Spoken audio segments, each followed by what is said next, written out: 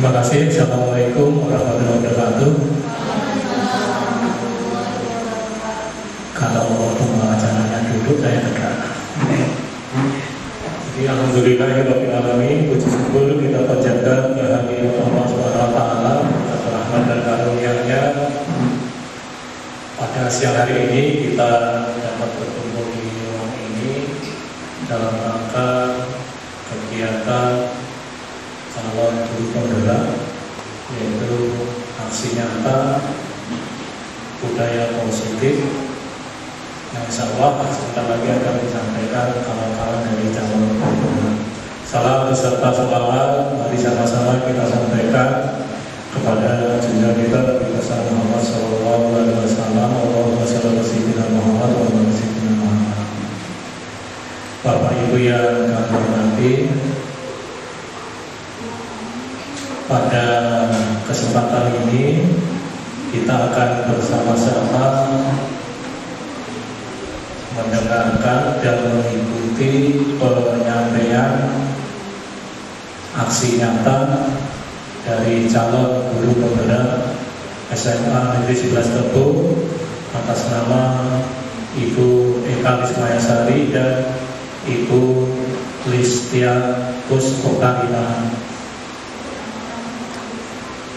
Kemudian ada lagi Bu Triandayani dan yang terakhir Ibu Eka Sri Sulasi. Jadi ada 4 calon guru penggerak yang akan menyampaikan aksi nyata dengan tema budaya positif. Jadi keempat ini mengangkat tema sama, tapi dalam hal penyampaiannya versinya tidak beda, tapi isinya hampir sama nanti. Jadi mohon kiranya dari kita semua nanti mengikuti keempat aksi nyata yang disampaikan, kemudian nanti memberikan masukan demi kesempurnaan aksi nyata yang sudah dibuatnya. Dan yang tidak kalah pentingnya, Bapak Ibu, aksi nyata yang disampaikan ada hal-hal positif yang nantinya bisa kita terapkan di sekolah kita. Karena tuntutannya sekarang sekolah itu membudayakan hal-hal yang positif, mulai dari datang kita sudah tegur sapa, senyum, jabat tangan, mengucapkan salam. Jadi ini hal-hal budaya positif yang harus ditumbuh kembangkan ke anak-anak kita. Perlu juga kita sadari bersama, kalau kita lihat budaya anak-anak kita ini jauh sekali dibandingkan budaya yang diterapkan dulu. Makanya ini tugas kita mengembalikan budaya dulu yang sudah begitu efektif dilaksanakan di sekolah. Mari tugas kita mengefektifkan kembali budaya positif itu kepada anak-anak kita. Kita tidak tahu alasannya apa, tapi kemungkinan besar karena perkembangan teknologi dan ilmu pengetahuan, sehingga anak-anak untuk belajar etika budaya itu semakin kurang asik dengan bermain digitalnya. Atau barangkali mungkin juga pengaruh dari ketika kita dulu sekolah itu ada namanya penataran privat. Sekarang sudah tidak ada lagi. Padahal itu sebenarnya penanaman moral dan etika pertama kali anak itu memasuki jenjang sekolah. Mungkin kita masih ingat begitu masuk SMA itu ada penataran privat. Mungkin masih ada nggak? Sudah nggak ada. Kalau kata saya kuliah pun masih 21 hari itu udah besar lamanya penataran privat itu. Jadi Bapak Ibu, walaupun program-program itu sudah tidak ada, mari dengan dengan pembelajaran kita selipkan budaya positif di mata pelajaran kita masing-masing, sehingga nanti akan tertanam kembali anak itu membudayakan hal-hal positif di sekolah. Jadi ketika ketemu guru, tanpa guru menjulurkan tangannya, anak itu sudah duluan nanti. Kemudian anak juga mengucapkan salam. Jadi hal-hal ini mari kita tanamkan kembali. Apalagi di sekolah kita dulunya sudah pernah seperti itu, tinggal kita istilahnya menumbuhkan kembali. Jadi barangkali ini saja pengantar dari saya. Selamat kepada keempat guru calon guru penggerak. Mudah-mudahan dalam penyampaian aksi nanti tidak ada masalah, lancar. Kemudian mudah-mudahan juga tidak banyak masukan. Kalau tidak banyak masukan berarti sudah mendekati sempurna.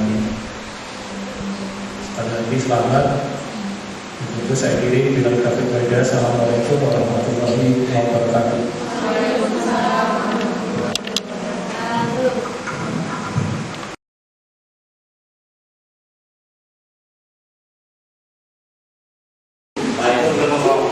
Baik, bismillahirrahmanirrahim. Assalamualaikum warahmatullahi wabarakatuh. Waalaikumsalam warahmatullahi wabarakatuh. Yang terhormat Bapak Kepala SMA Negeri 11 Teguh, yang kami hormati Bapak dan Ibu Wakil Kepala SMA Negeri 11 Teguh, dan Bapak Ibu guru hebat semua yang pada kesempatan hari ini sudah mau meluangkan waktunya untuk mendengarkan sedikit apa yang saya pahami dari pendidikan guru penggerak yang sudah berjalan selama hampir 2 bulan. Baik, di sini pada kesempatan siang hari ini saya ingin seperti yang saya bilang tadi ya, menyebarkan sedikit pemahaman yang saya peroleh dari pendidikan guru penggerak yang sudah berjalan selama 2 bulan, hampir 2 bulan, yaitu tentang budaya positif. Bapak Ibu, ketika mendengar kata budaya positif, apa yang terlintas di pikiran Bapak Ibu sekalian? Apa sih budaya positif itu? Bu Andi? Kebiasaan baik, oke. Ada lagi Bapak Ibu? Keyakinan. Ada lagi Bapak Ibu? Intinya adalah budaya positif itu bagaimana kita bisa membudayakan hal-hal yang positif di sekolah melalui pembiasaan yang baik. Pembiasaan yang baik contohnya apa Bapak Ibu? Pembiasaan yang baik,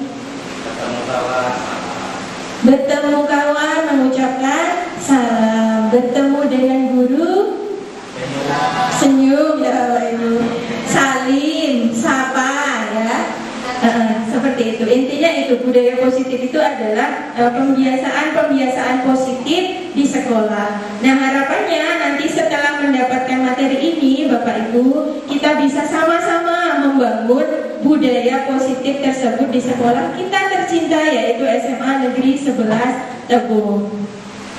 Next.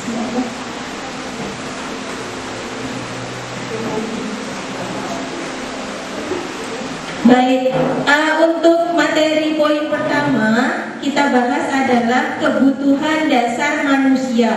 Bapak Ibu, kebutuhan dasar manusia itu ada 5, ya. Kebutuhan dasar manusia itu ada 5. Yang pertama, kebutuhan bertahan hidup atau survival, ya.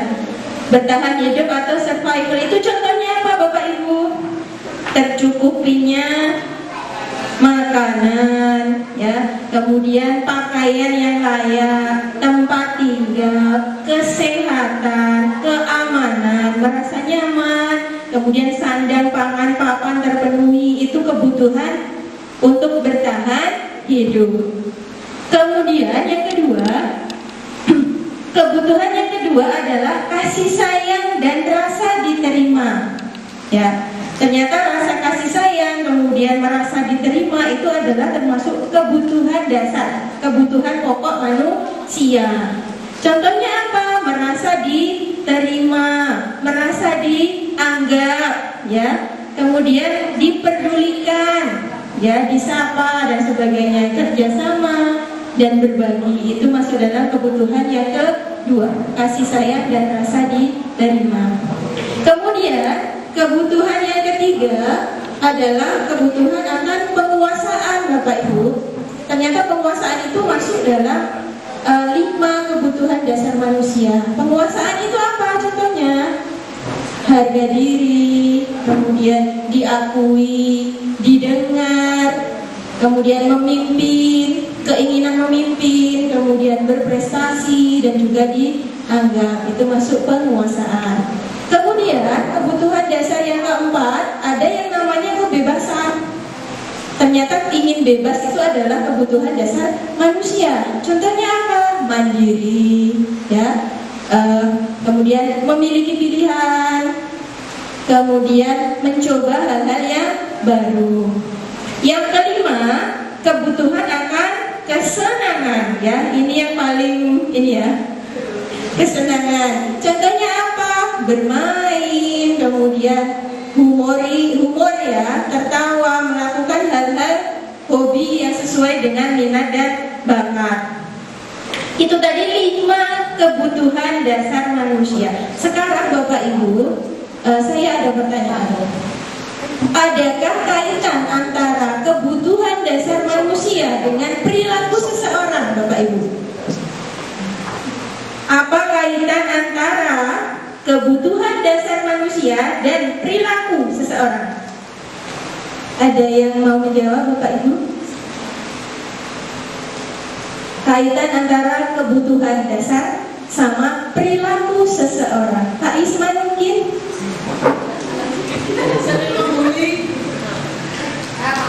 Kaitan antara kebutuhan dasar dengan perilaku seseorang.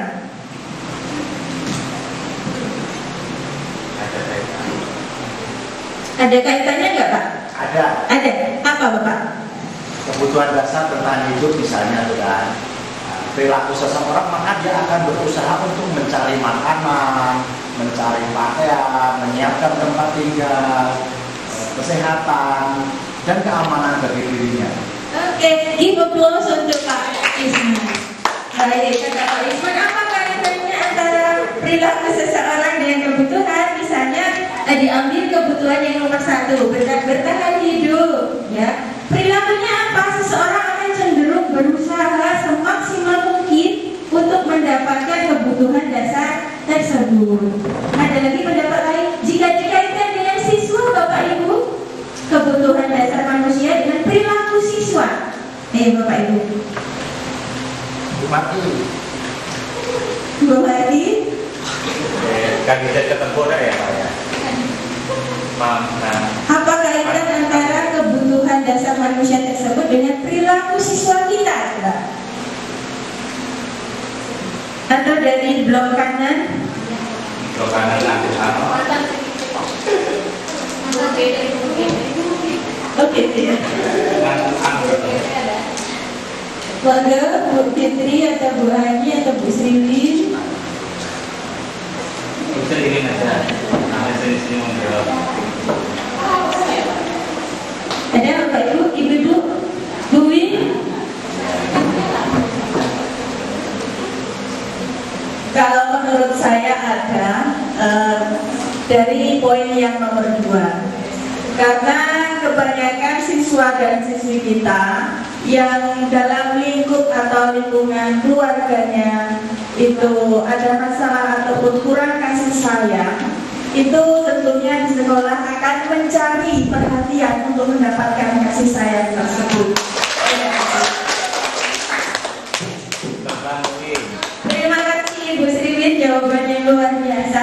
Jadi benar ya Bapak Ibu, ketika murid kita berperilaku tidak sesuai dengan nilai-nilai kebajikan, misalnya apa?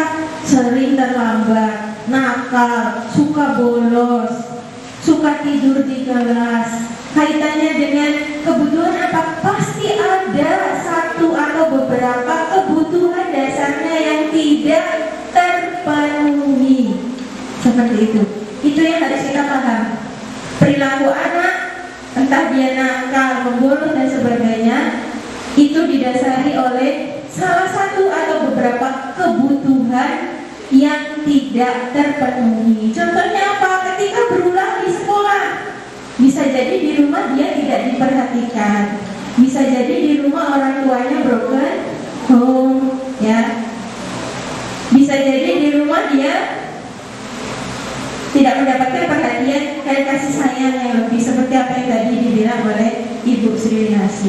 Jadi itu satu konsep yang harus kita pahami ya Bapak Ibu. Jadi apapun perilaku anak kita pasti ada kebutuhan yang memang tidak terpenuhi. Apapun perilaku dari murid kita pasti ada alasannya. Seperti itu. Next, Mbak. Jangan suka-suka Ais.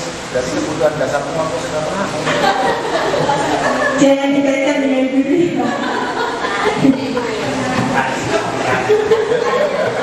Next ya.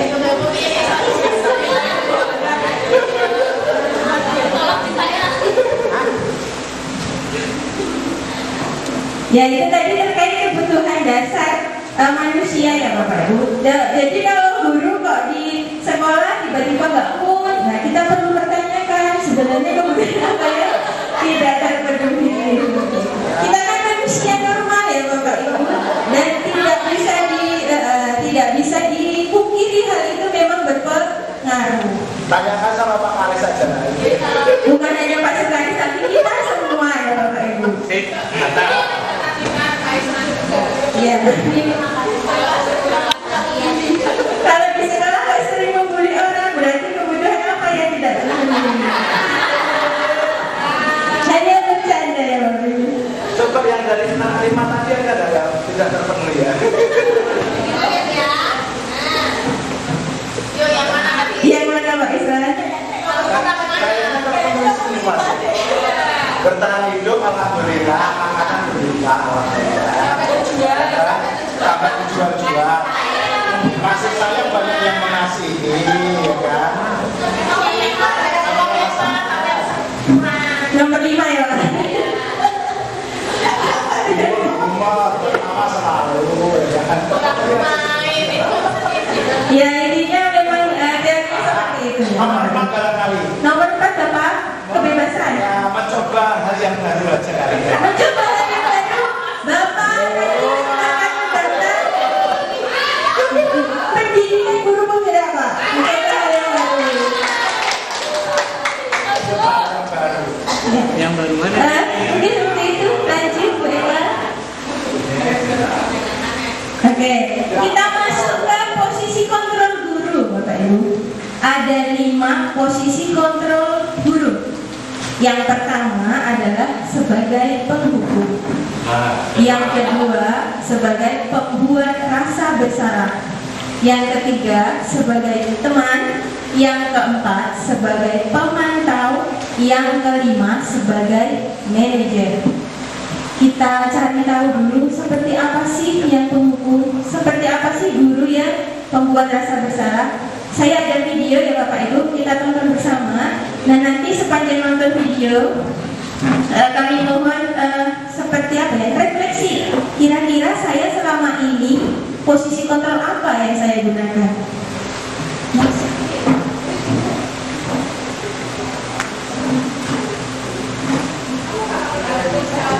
Bentuknya disambungkan aja.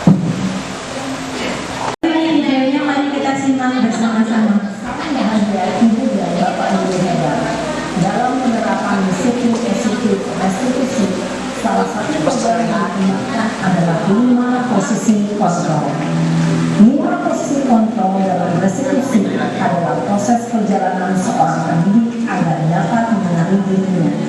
Pada video kali ini kita akan membahas membahas tentang 5 posisi kontrol yang dikembangkan oleh Diane Dawson dan contoh penerapannya.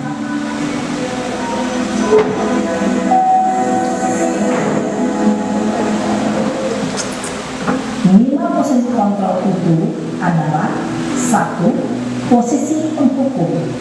2. Posisi pembuat merasa bersalah. 3. Posisi teman. 4. Posisi pemantau atau monitor. Dan 5. Posisi manajer. Untuk lebih memahami kelima posisi tersebut, mari kita saksikan kasus Naren yang terlambat hadir 20 menit di sekolah dan melihat bagaimana kelima posisi kontrol dalam menghadapi masalah tersebut.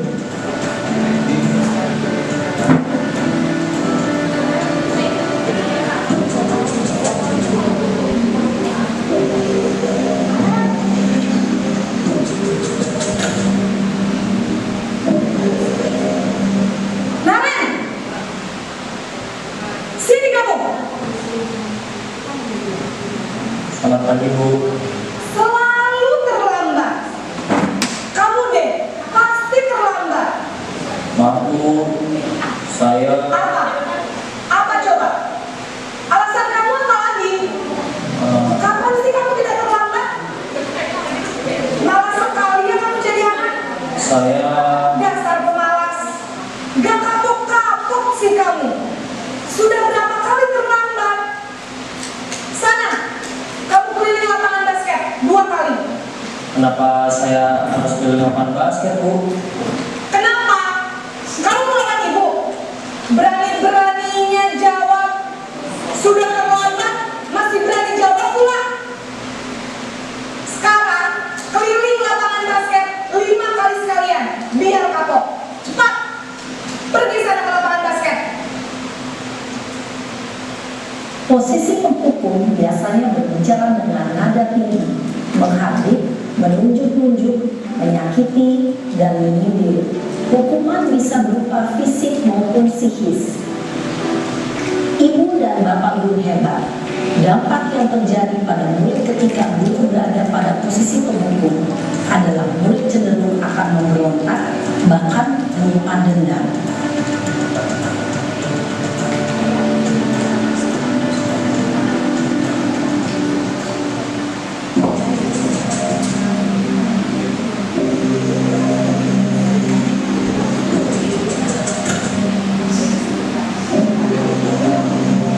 Naren!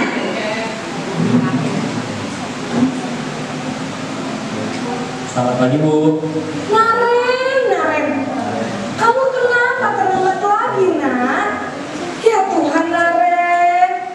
Kamu senang ya bikin ibu susah ya? Kalau kamu terlambat lagi, nanti ibu yang ditegur bapak kepala sekolah, nak. Disangka ibu tidak bisa membina kamu.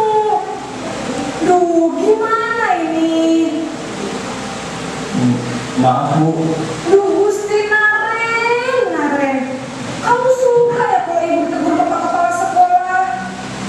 Terus, sekarang ibu harus tulis apa ya di buku absen?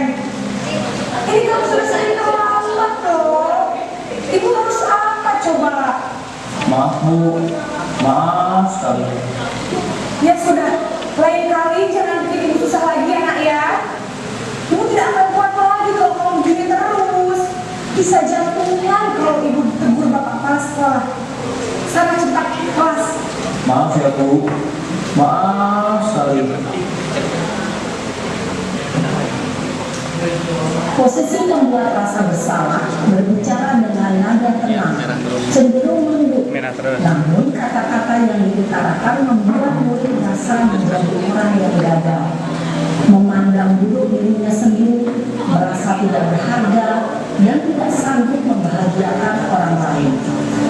Ketika guru mengambil posisi pembuat rasa bersalah, murid akan menganggap dirinya yang bersalah dan ia akan menyimpan emosi negatif tersebut di dalam dirinya.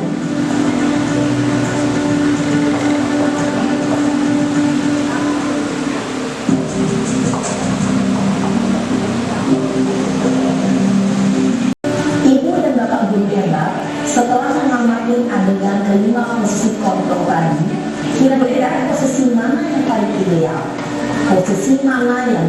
menunjang motivasi prinsip.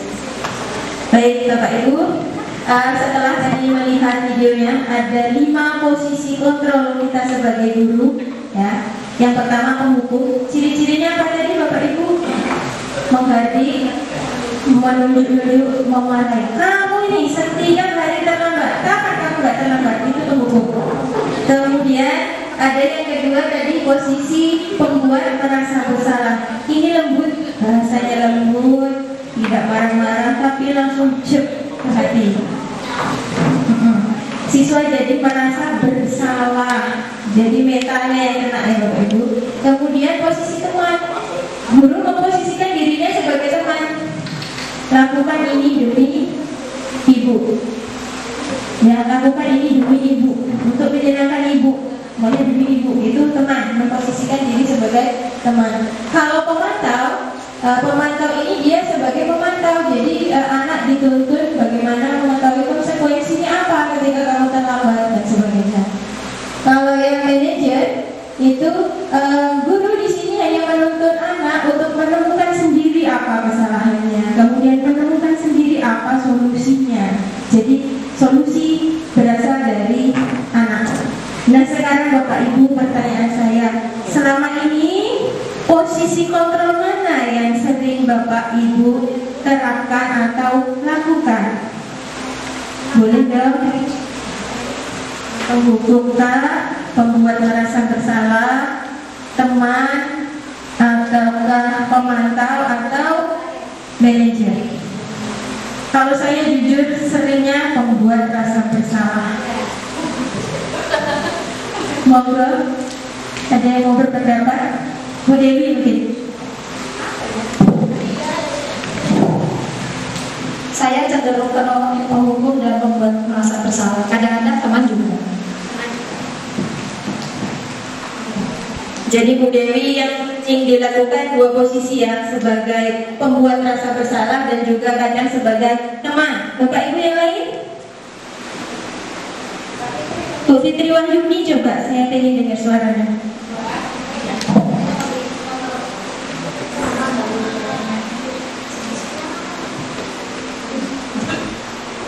Kalau diingat-ingat mungkin lebih ke teman mungkin Bu. Tapi ya saya sadari sebagai teman juga salah juga. Jadi posisinya anak tuh menganggap jadi ya ada sedikit remeh juga, dan mungkin nasihatnya yang kayak sesama teman tidak diindahkan. Baik, terima kasih Bu Fitri. Kalau Bu Fitri lebih ke teman ya, tapi kekurangannya apa? Sering diremehkan oleh anak. Bu Guru itu gak ada ya? Ada lagi Bapak Ibu? Bu Suci dari tadi itu belum dengar suaranya saya. Monggo Bu Suci.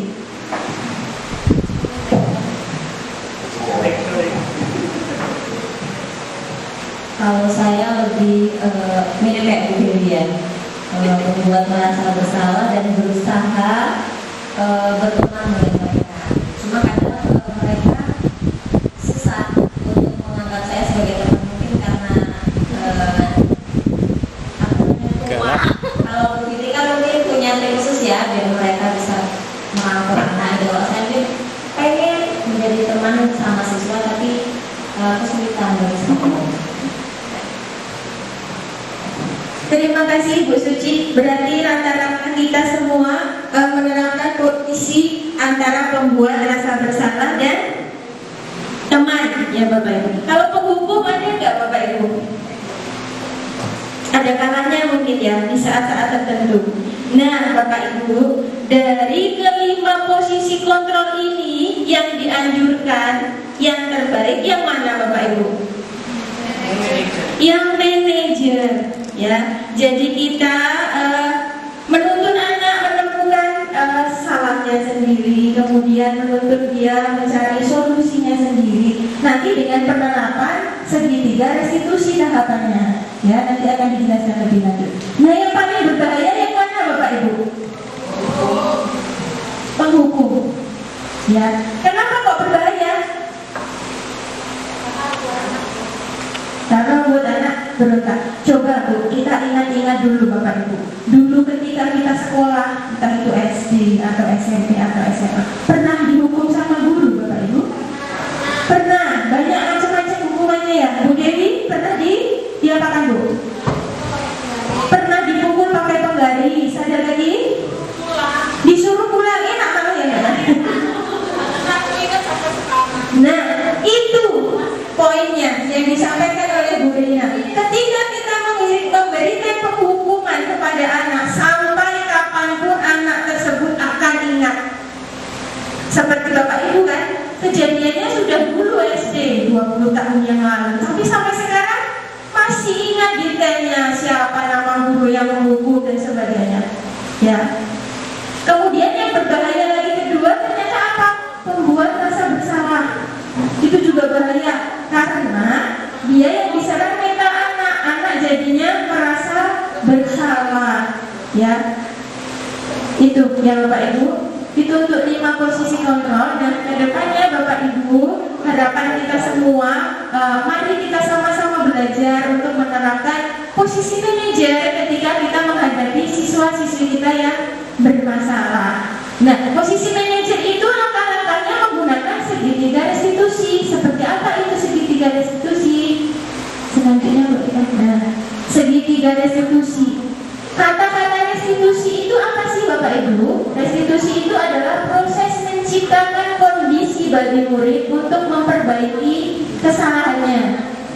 Kemudian proses kolaboratif yang mengajarkan murid untuk mencari solusi sendiri. Ya, restitusi itu berarti apa? Menciptakan kondisi di mana anak tuh mau memperbaiki kesalahannya sendiri dan mencari solusinya apa oleh dia sendiri. Tugas kita apa ya? Menutur, ya Bapak Ibu. Kemudian segitiga restitusi itu ada 3 tahapan Bapak Ibu, yakni tahapan pertama adalah menstabilkan identitas, tahapan kedua adalah memvalidasi tindakan yang salah atau memvalidasi kebutuhan, dan yang terakhir adalah menanyakan keyakinan. Berarti ada kaitannya lagi dengan tadi keyakinan kelas, ya Bapak Ibu. Nah, untuk ketiga tahapan ini, lanjut Bu Eka. Yuk, kita mulai dari yang pertama, menstabilkan identitas. Apa sih yang bisa kita lakukan pada tahapan ini? Ya, ini tujuannya untuk membuat anak yang merasa gagal karena berbuat salah menjadi positif terhadap dirinya. Misalnya apa? Guru berkata, berbuat salah itu adalah hal yang manusiawi. Ya, tidak ada manusia itu yang sempurna. Bapak atau ibu juga pernah berbuat salah. Kita pasti bisa menyelesaikan permasalahan ini. Bapak atau ibu tidak tertarik untuk mencari tahu siapa yang benar dan siapa yang salah. Bapak atau ibu lebih tertarik untuk menyelesaikan masalah. Kemudian pertanyaan terakhir, kalau kamu menyalahkan diri terus-menerus, apakah kamu bersikap baik pada dirimu sendiri? Ini pada tahap menstabilkan identitas. Jadi kita tidak boleh marah di tahap ini ya Bapak Ibu. Kita mengajukan pertanyaan, oh berbuat salah itu wajar. Kalau ibu di posisi kamu, mungkin ibu juga akan melakukan hal yang sama. Intinya apa? Identitas anak, keadaan anak biar stabil dulu. Kemudian untuk yang tahapan kedua, itu adalah memvalidasi kebutuhan atau memvalidasi perbuatan yang salah.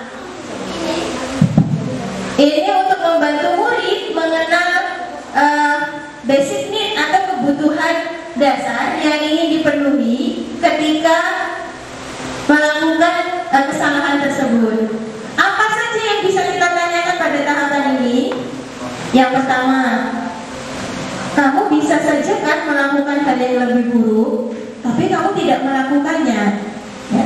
Kemudian, kamu pasti punya alasan ya melakukan ini. Kemudian, apa yang penting bagi kamu? Kamu boleh tetap berusaha menjaga sikap itu, tapi tambahkan sikap yang lain yang baru. Kemudian, maukah kamu belajar cara lain untuk mendapat yang kamu butuhkan tanpa harus memukul? Kemudian yang terakhir, apakah kamu bisa melakukan dengan lebih baik besok lagi? Itu pada tahap validasi kebutuhan. Intinya kita apa? sebenarnya kamu tuh bisa loh melakukan hal yang lebih baik, yang lebih dari itu, tapi alhamdulillah kamu tidak melakukannya ya, kamu sudah hebat, intinya itu. Kemudian tahapan yang terakhir itu ada menanyakan keyakinan. Ini ada kaitannya dengan keyakinan kelas ya Bapak Ibu. Apa yang bisa ditanyakan pada tahapan ini? Apa nilai yang kita percaya di kelas atau di sekolah kita? Kemudian nilai-nilai universal apa yang telah kita sepakati? Kelas yang ideal itu yang seperti apa? Kamu ingin jadi anak yang seperti apa?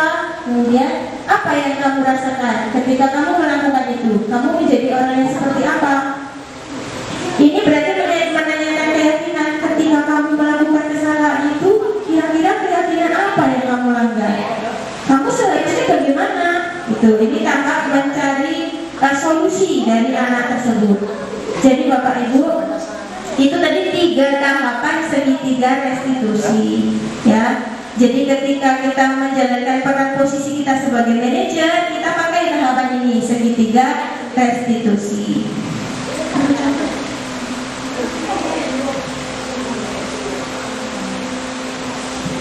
Mungkin itu Bapak Ibu. Ini berbagi pengalaman ya Bapak Ibu. Ini yang sudah saya lakukan kemarin pada dengan menggunakan penerapan segitiga restitusi, di mana pada waktu itu anak bertengkar karena yang satu tidak mau piket dan yang satunya marah-marah, gitu ya. Ini tahapannya. Mungkin boleh diputar saja Bu Eka. Selamat siang Aisyah. Apa yang terjadi tadi itu ya? Ada keributan yang keras. Kemudian itu kalau menjadikan konser ya, sedang marah kalau ibu masih juga itu kan ada yang pada saat marah-marah tadi apa yang Aisyah lakukan? Saya buka dia berkemarin masih ada rasanya yang melakukan ketika kamu marah itu ada wajar. Sekarang juga ada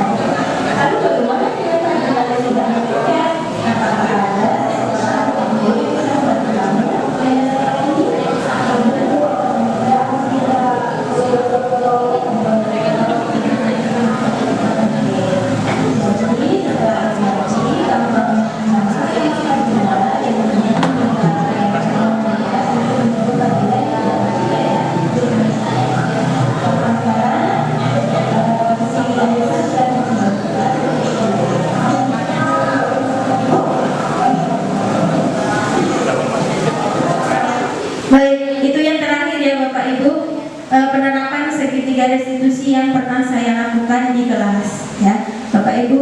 Intinya apa sih kesimpulan kita pada siang hari ini? Intinya yang pertama, menerapkan posisi manajer itu mungkin sulit, ya Bapak Ibu. Awal-awalnya akan terasa sulit, namun sesuatu itu akan bisa kita usahakan dengan cara belajar, banyak belajar, ya Bapak Ibu. Kemudian mungkin juga di awal ketika menerapkan ini tidak maksimal, karena mungkin banyak yang berpikiran anak kalau tidak dihukum tidak mempan, gitu ya. Kalau tidak dimarah tidak takut dan sebagainya. Anak kita akan sulit menerapkan ini dan sebagainya. Ya, namun Bapak Ibu, satu yang perlu kita ingat bahwa